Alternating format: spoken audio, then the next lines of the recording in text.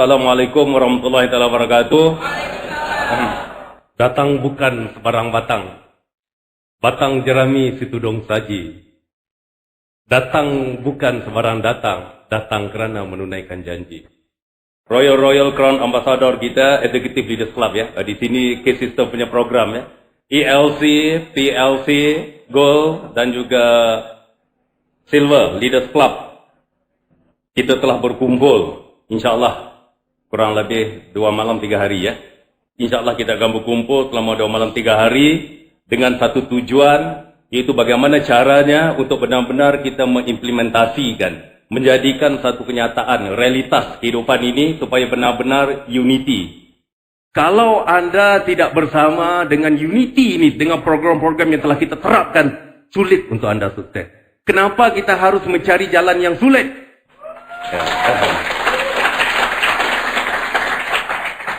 Kalau lirik lagu, kalau manajemen itu seumpama lagu, jadi anda ini seumpama iramanya. Maka lagu dan irama tidak akan bisa dipisahkan. Kalau dipisahkan, kalau dipisahkan, maka hampalah, kosong. Jadi walau bagaimanapun, sentiasa ingat bahawa kita saling membutuhkan antara satu sama lain. Besarnya Keling di sini adalah kerana anda, dan besarnya Keling di sini juga adalah mau nggak mau kita harus terima hakikat bahawa sumbangan dalam sudut manajemen juga. Jadi kombinasi kedua-dua ini menjadikan Keling insya-Allah akan hidup 1000 tahun lagi. Insya-Allah. Saya ikuti acara ini. Walaupun pada hakikatnya niat saya ingin ikuti daripada pagi, tapi disebabkan ada satu acara, ada satu urusan yang penting yang harus saya selesaikan, maka saya ikut acara pada malam hari. Dan tadi saya ikut daripada pagi, walaupun usia telah mencapai 50 tahun, saya gagahkan juga kayak macam orang muda andang ya. Kerana saya mau rasa apa yang saya dapati tadi adalah setiap permainan yang kita tunjukkan, setiap permainan yang kita buat tadi, walaupun agak sulit, tetapi bisa diselesaikan oleh hampir semua kumpulan-kumpulan, kecuali 1-2 kumpulan yang nggak mau saya sebutkan lah ya. Dan saya lihat, walaupun perkara itu sulit, tetapi bisa diselesaikan kerana kekompakan, unity itu, dan pastinya ada arahan. Dari kalangan anda sendiri, anda menunjuk seorang pemimpin, leader yang mengatur bagaimana cara untuk menyelesaikan problem tersebut. Ya. Dan kelihatan apabila anda mengikut arahan daripada pemimpin tersebut, maka permasalahan itu selesai. Jadi begitulah bapak-bapak, ibu-ibu, saudara-saudaraku sekalian. Dalam Keling ini mau nggak mau kita harus terima hakikat bahawa kita membutuhkan seorang pemimpin. Dan pemimpin itu nggak boleh dua. Kalau dua nanti arahannya satu ke hilir, satu ke hulu. Sebenarnya, setiap tempat itu mempunyai satu kesempatan yang sama untuk kita sukses. Tetapi caranya harus benar. Dan pemimpin itu juga harus benar. Jadi kita memiliki pemimpin yang benar, waktu yang pas. Dan dengan komitmen mereka menjalani bisnes ini, dan secara takdir, cuma takdir saja, membawa saya kemari, maka saya ditunjuk sebagai pemimpin. Dan kalau misi saya sudah tidak jelas, misi saya sudah tidak benar, misi saya sudah ngambang, misi saya ini membuat anda sesama anda ini berantem dan sebagainya, ya maka kita tukarkanlah pemimpin itu. Ya, pemimpin itu bisa ditukar ganti. Tetapi yang paling penting adalah niatnya itu, perjuangannya itu. Selagi perjuangan itu benar, kita harus ikut. Dan dalam agama kita juga pun, saya rasa setiap agama mengatakan bahawa selagi pemimpin itu benar dan adil, kita wajib taat kepada pemimpin itu. Dan saya yakin sekali pada hari ini, anda benar-benar merasa satu keinginan, satu semangat yang cukup tinggi untuk benar-benar mempraktikkan kebersamaan ini. Benar kan? Ya, kekompakan ini benar kan? Tapi awas, kita pergi balik kepada hukum manusia. Saya rasa di dalam Best of the Best ataupun di dalam acara-acara yang dikendalikan oleh leader anda, mungkin ada beberapa yang menyentuh tentang otak sedar dengan otak tidak sedar. Ya. Otak sedar itu, sesuatu tu dia ambil tidak akan bisa bertahan lama. Anda akan pulang dengan satu semangat, tapi dia tidak akan bertahan lama. Satu hari nanti dia akan punah, hilang seperti hembusan bayu. Desiran angin, ombak yang melanda pantai, pantai tetap teguh berada di situ. Dia tidak akan bisa bertahan lama. Tetapi yang akan membuat dia bertahan lama, kalau kita bisa salurkan, pindahkan daripada otak sedar kepada otak tidak sadar. Bagaimana cara memindahkan itu? Saya buat satu contoh lah. Bagaimana kita menyetir. Saya bukan mengajar Anda, maaf ya, keterlaluan. Karena Anda ini telah diiktiraf sebagai pelatih. Takkan seorang pelatih lain ingin mengingatkan pelatih? Tidak. Ya, Anda ini seorang yang telah sukses. Saya cuma ingin berkongsi, mengingatkan saja. Seumpama kita menyetir mobil. Peringkat awal kita belajar itu, kita akan programkan kepada otak kita. Lepas ini kita akan main, masukkan gear, itu, ini dan sebagainya. Besok juga kita akan lihat gear itu. Tetapi kalau kita sering lakukan berterusan, akhirnya daripada otak sadar itu dia akan pindah kepada otak tidak sadar. Dan kemudian, Anda dengan cara menyetir mobil, bisa makan koci, bisa SMS, bisa itu dan sebagainya. Kerana otomatis kita dipandu oleh otak tidak sadar kita. Dan inilah. Pada hari ini bukan tahapnya lagi untuk kita membicarakan tentang IQ. Kita pergi kepada SQ. Spiritual pula. Ya, maaflah. Saya bukan ingin menyentuh berkenaan dengan agama masing-masing. Tidak. Tetapi bila sampai ke satu tahap untuk membuatkan kita lebih bahagia, membuatkan kita lebih sukses, membuatkan kita lebih menjadi hamba Allah yang dikasihi, yang dirahmati oleh Allah. Mau enggak? Mau kita harus pergi kepada spiritual. Kita harus pergi ke arah itu. Dan saya rasa setiap agama tidak akan mengajak kita, mengajar kita, membawa kita kepada satu ajaran yang tidak benar. Saya rasa setiap agama akan mengatakan bahawa mencuri itu berdosa. Setiap agama akan mengatakan menipu itu berdosa. Jadi konteks itu.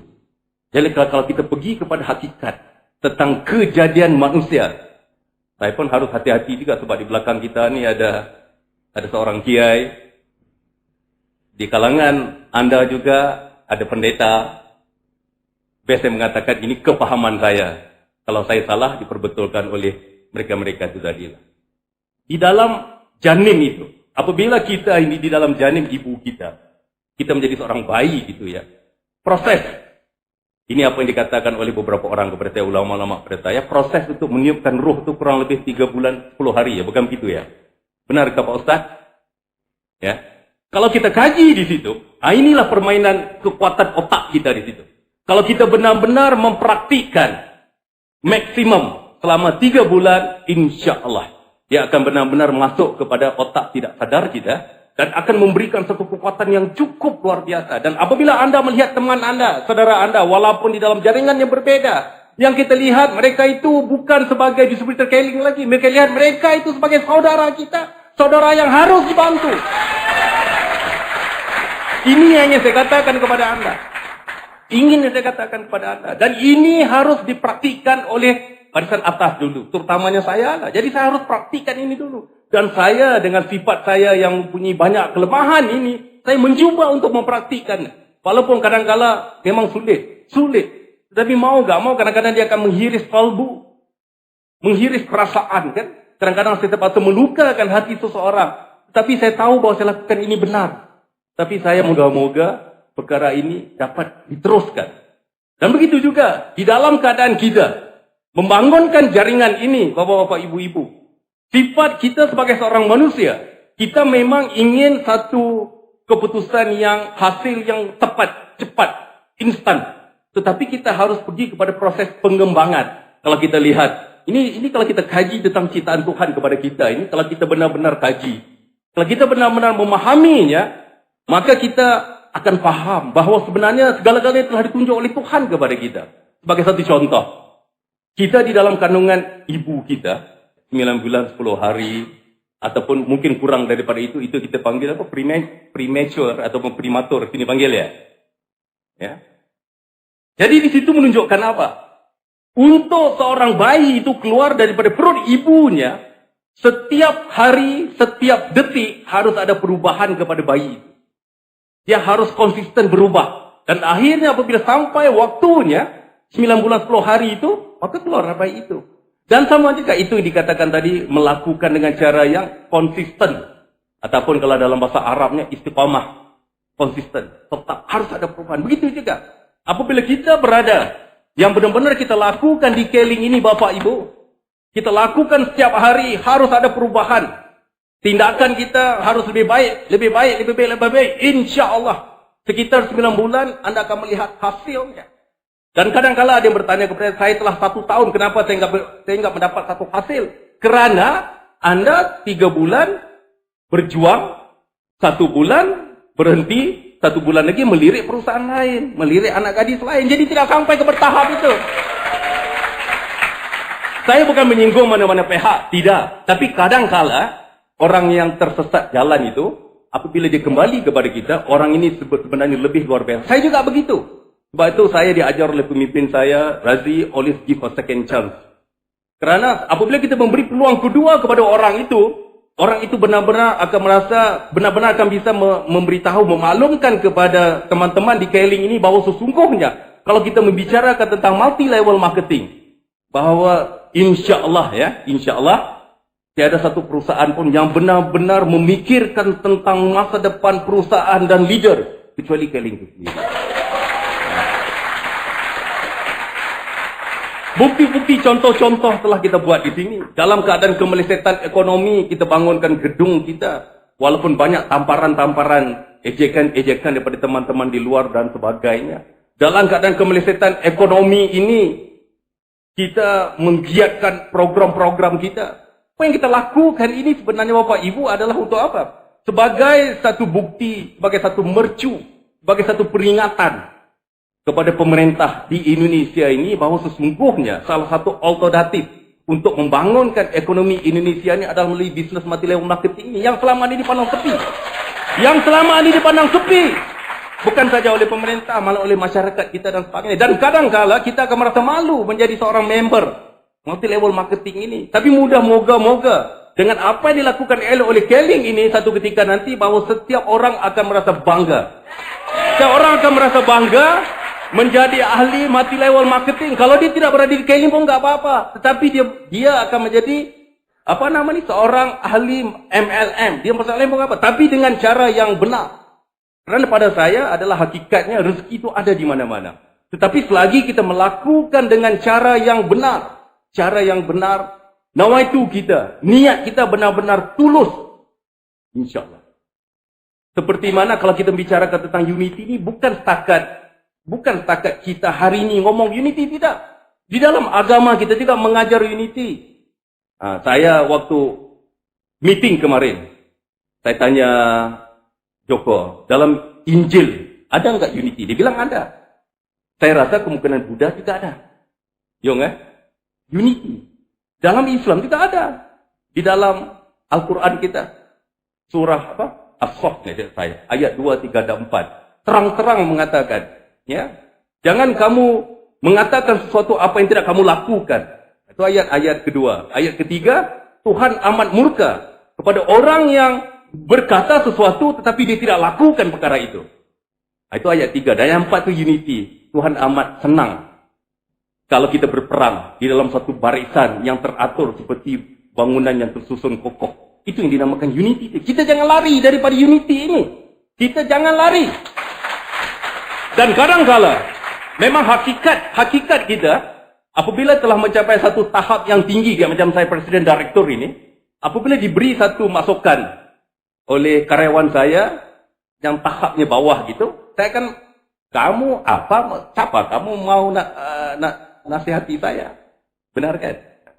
Sebab saya presiden direktur kan? Yang bisa nasihati saya, Dergo saja ataupun board of director.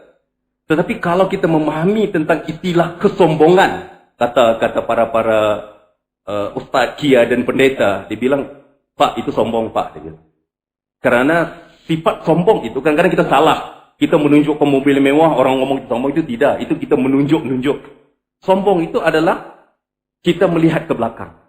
Contohnya adalah, Keling Indonesia ini maju. Pak Santoso menjadi Royal Crown Ambassador yang terkaya di dunia kerana saya bantu dia. Kalau saya katakan itu, sifat sombong itu ada dalam diri saya. Sama juga kalau Pak Santoso mengatakan bahwa Carter Wheeler itu menjadi senior karena saya, bantu karena saya. Sombonglah dia.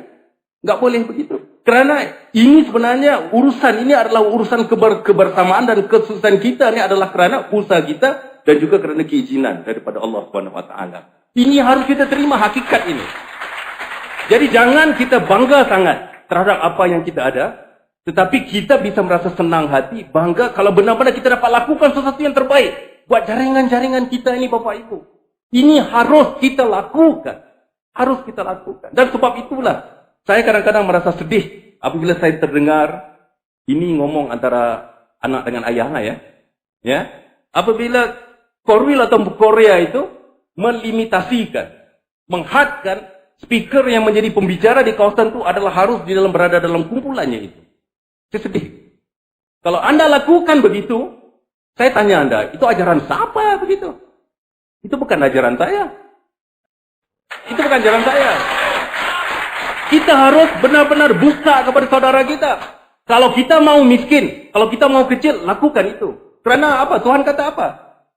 Tuhan kata apa? Salah satu sebab orang yang memutuskan silaturahim, atau dalam bahasa Indonesia silaturahmi lah, adalah orang yang menyempitkan rezekinya.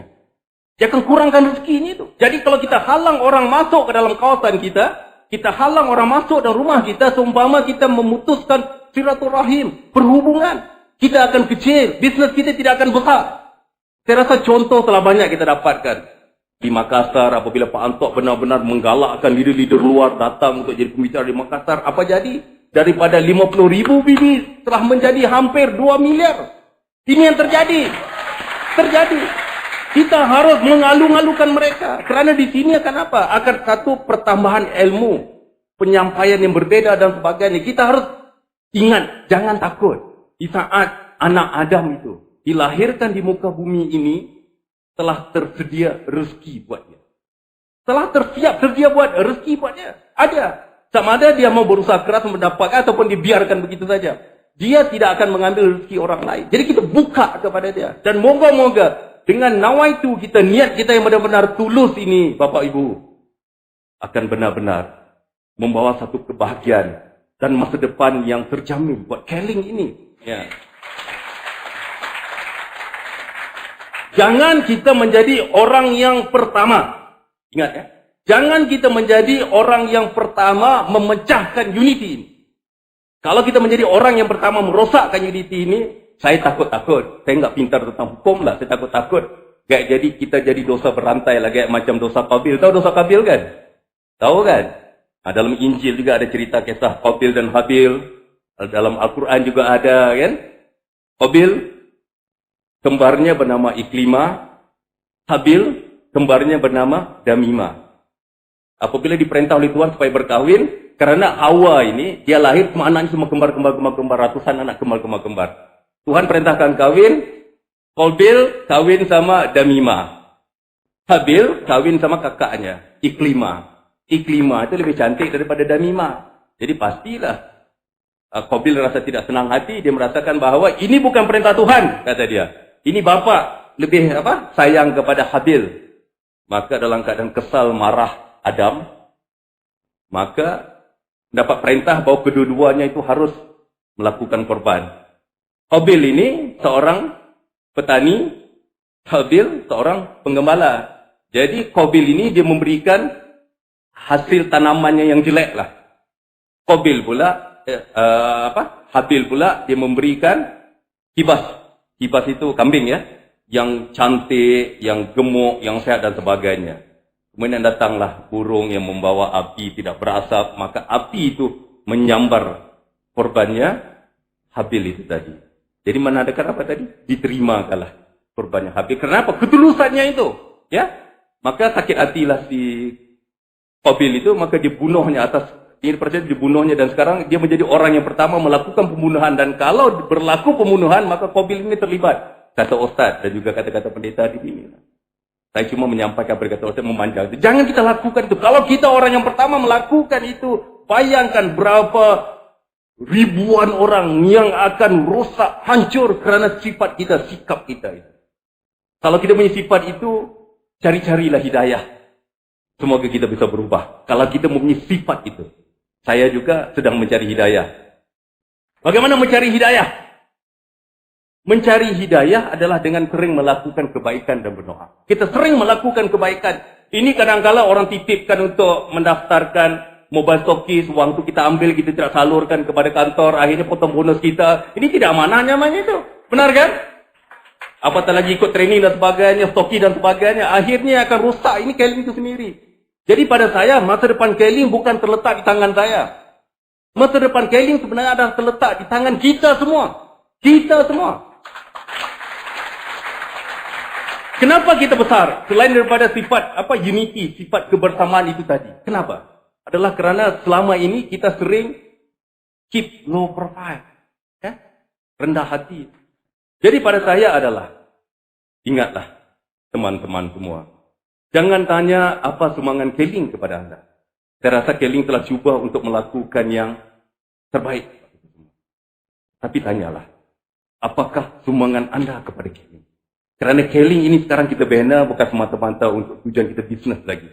Kita bina niat kita. Memang itu niat kita. Dan niat saya memang begitu. Niat saya memang begitu. Kalau mengikut niat asal saya, tanya Darren Gold. Saya sebenarnya berjanji dengan dia di Indonesia cuma 5 tahun saja. Tanya dia. 5 tahun saja. Lepas 5 tahun saya akan pulang. Dia bilang cukup lah. Setelah dapat tabungan, terdapat itu, jadi saya akan bertugas balik di Malaysia dan sebagainya. Untuk bersama dengan anak isteri saya. Tapi enggak tahu bagaimana apabila saya telah berada bersama dengan anda, mungkin kerana kita menyanyi satu lagu. Cara saya, gaya saya sama juga dengan gaya anda. Dan saya lihat, cara anda melihat saya lihat satu pandangan gaya macam bukan seorang mitra dengan mitra, bukan begitu. Gaya macam pandangan sebagai saudara dengan saudara. Ini yang menyentuh kalbu saya itu. Itu menyentuh. Benar. Walaupun Pak Santoso itu sebulan tak ketemu saya. Tapi dia enggak tahu dalam hati saya kangen dengan dia. Benar. Erwin, Pipai, Kelvin dan sebagainya. Sentiasa ada dalam hati saya itu. Dan kadang-kadang itu tiba-tiba saya akan call mereka. Kata apa? Pura-pura tanya kabar. Pura-pura tanya program itu. Sebenarnya apa? Kangen. Sifat itu telah ada. Telah wujud dalam diri saya. Wujud. Ini bukan dipaksa-paksa. Ini bukan dipaksa-paksa. Bukan diminta-minta. Di saat awal saya datang ke Indonesia ini, orang yang menerima saya adalah itulah dia. 2 orang itulah. Yang masih hidup lah. Yang lainnya masih hidup tapi di tempat lain lah. Itu Pak Santoso dengan Pak Kartapila itu. Ya. Walaupun dua-dua tu kadang-kadang sering buat kepala saya pusing pun, tapi saya tetap sayang. Kerana saya kenang. Saya kenang. Bila saya datang, yang lain tu ialah mungkin kerana datang sebagai, ya enggak faham saya kan, muka pribumi, kurus pula begini kan. Jadi kalau orang lihat saya kayak macam enggak cukup makan saja kan, orang miskin saja mau cari sesuatu di sini. Tapi 2 ni terima saya. Dan benar-benar kita bangunkan bersama waktu itu. Dan saya beruntung menasib baik. Satu orang kerjanya gila. Dia pergi pulau ke pulau. Saya sampai terheran kayak tenaga. Apa yang dia ada itu? Memang tak pernah tidur, tak pernah ini. Bukan tak pernah tidur, dia tidur. Tapi tidurnya lepas subuh baru tidur kan. Satu lagi itu Pak Karta itu. Dia ketemu saya akan terus janji. Saya akan bawa 500,000 BB Pak. Kapan kamu bawa? 3 bulan lagi, 3 bulan. Sabar Pak, akan dapat. Saya sabar. Tapi dia punya semangatnya itu. Akhirnya mereka ini di saat itu telah menjadi idola kepada yang lain. Anda tidak tahu kelebihan beliau, saya tahu. Saya tahu. Jam 3 pagi, 4 pagi pun dengan ban yang tinggal benang pun dia sanggup bawa. Sanggup bawa mobilnya itu. Siapa yang berani minta dirut, waktu itu dirut, untuk dorong mobil? Dia yang berani. Pak tolong dorong mobil. Dia berani. Dia berani itu. Dia duduk dalam mobil, dia duduk di tempat itu, dia suruh saya dorong dari belakang. Kerana dia punya ahli-ahli akinya itu sudah masa dulu dia musafir lara. Dan cuba tanya mereka itu termasuk Pak Santoso, Pak Kelvin, Pak Erwin, Pak Irwansyah mungkin dia telah mempunyai satu keyakinan kan. Kalau Pak Santoso mungkin, tapi kebanyakan daripada kita termasuk andang juga andang ya. Peringkat awal kita bergabung di Keling, impian kita cukup sederhana. Benar kan? Kita dapat 20 juta pun cukup, benar kan? Kita membahagiakan orang tua. Sebab itu di saat dia telah mencapai satu tahap kesuksesan. Dia bicara di panggung. Dia bawanya, saya ingat anda bicara di Jogja. Air matanya mengalir.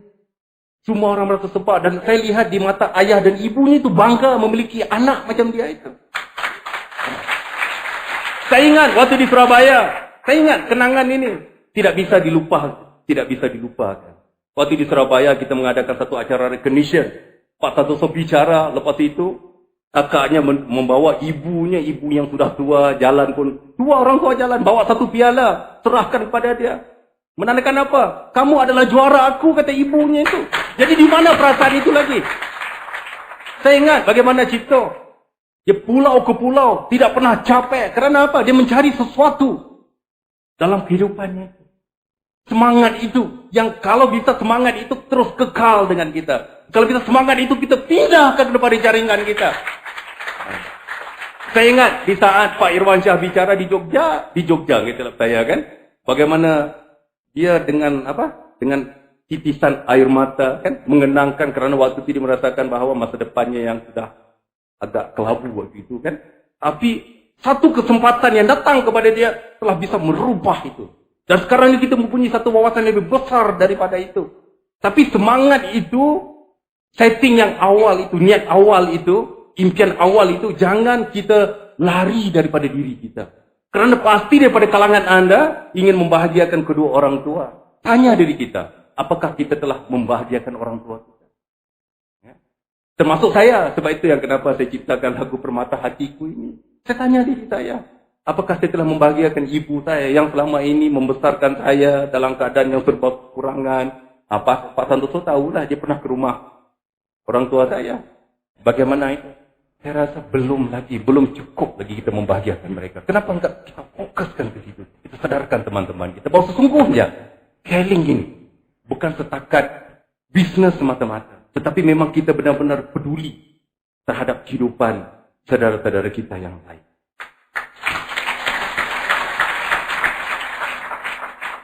Jadi ingat, di saat kita telah menjadi seorang pemimpin, ibaratkan imam, kita harus berani duduk di depan. Tetapi jangan kita bangga menjadi seorang pemimpin, jangan kita bangga menjadi seorang imam itu. Kita ambil itu sebagai satu tanggung jawab. Kita ambil itu sebagai satu amanah.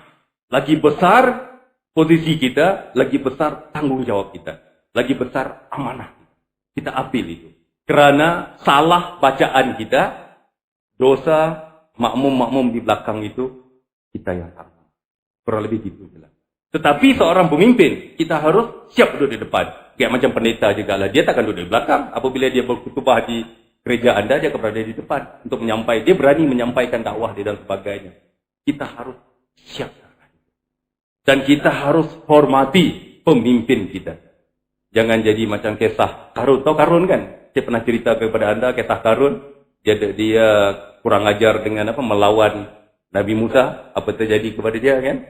Nabi Musa memberi ilmu kepada dia. Akhirnya dia telah menjadi kaya. Dia merasakan dia kaya itu kerana usaha dia. Bukan kerana Allah, bukan kerana ilmu yang dititipkan oleh Musa kepada dia dan sebagainya. Akhirnya dia menjadi sombong. Dia tidak mau memberi sedekah, infak dan zakat dan sebagainya. Maka kemudian dia challenge Musa. Dia kata dengan Nabi Musa, waktu itu dia kamu kumpulkan setiap Bani Israel. Kamu kumpulkan ini setiap umatmu. Disetkan dengan seorang pelacur, seorang wanita yang fasik, yang cukup cantik. Dia setkan di situ. Nanti kamu ngaku kamu berzina dengan Nabi Musa. Di saat itu Nabi Musa bicaralah tentang hukum Tuhan dan sebagainya. Dan terakhir Nabi Musa mengatakan bahawa sesungguhnya di dalam hukum Tuhan, orang yang menyamun di jalanan hukumnya adalah pancung. Kepalanya itulah. Ya. Orang yang mencuri dipotong tangannya. Dan orang yang berzina disula hingga mati. Disula. Jadi Karun kata, aku ada saksi. Orang ini kamu telah berzina. Dikemukakanlah saksi itu. Tapi di saat itu wanita itu telah diberikan hidayah oleh Tuhan. Dia takut, maka dia ceritakan sebenarnya Karun telah memberi upah kepada dia supaya dia mengatakan bahawa dia berzina. Maka berdoalah Nabi Musa kepada Tuhan. Takkan sedihnya dia. Orang yang dia bantu, orang yang dia berikan ilmu, bagaimana untuk mencari emas dan sebagainya. Akhirnya mau menghancurkan dia. Dia berdoa kepada Tuhan supaya sesuatu terjadi pada Karun. Maka turunlah Jibril mengatakan bahawa Tuhan telah perintahkan bumi ini untuk atur kepada perintahmu. Maka dia perintahkan bumi itu menelan Karun. Jadi selagi pemimpin itu benar, ya, jangan Anda fitnah saya ya. Jangan Anda fitnah upline Anda, nanti upline Anda doa kepada Tuhan, nanti Anda nanti gugur nanti ya. Upline yang benar ya. Jadi sama-sama. Jadi kesempatan yang sedikit ini. Sebab itulah. Mungkin ada yang bertanya, kenapa di acara hari ini kita berkumpul sampai 400 lebih? Saya jawab di sini. Karena ini adalah acara kita yang pertama. Oleh karena ini acara yang pertama, mau tidak mau, kita harus kumpulkan semua Leaders Club supaya Anda benar-benar paham visi dan misi kita apa. Supaya Anda benar-benar paham, supaya benar-benar menerapkan satu sistem itu. Ini yang kita tahu. Dan moga-moga apa yang kita dapati di sini, walaupun pertemuannya agak singkat, tapi bisa menimbulkan satu bibit-bibit kasih sayang antara sesama kita. Dan semoga akan kekal abadi. InsyaAllah. Walaupun berada beribu tahun lagi. Dan satu lagi poin kepada Anda. Kalau Anda merasakan ragu-ragu, masih ada 1%, 10% ragu-ragu terhadap Keling, kita telah siapkan program-program mengikut modul-modul ke sistem ini. Kita siapkan pembicara-pembicara yang mereka ini terbukti telah sukses selama ini. Apa yang Anda perlu lakukan adalah membawa teman-teman Anda mengikuti program-program yang telah kita siapkan. Karena mungkin Anda merasakan bahwa Pak Kelvin, Pak Irwansyah, Pak Erwin, Pak Karta, Pak Santoso, Pak Cipto, Pak Tubagus, kita ambil semangat mereka. Kalau mereka bisa sukses, kalau Anda merasakan karena mereka telah join dulu. Mereka telah join dulu ya. Anda sekarang telah join di tahap kurang lebih 1 juta. 1 juta penduduk Indonesia join Keling. Kalau mereka join di sana waktu itu mungkin ratusan ribu. 1.000, 200.000. Ini ada satu statement buat Anda pikirkan bersama. Kalau kita bicarakan tentang tahap multi-level marketing itu dia ada 3 tahap. 1 tahap introduction, 1 tahap development, 1 tahap maintenance. Kalau kita ni masih peralihan antara tahap introduction dengan development.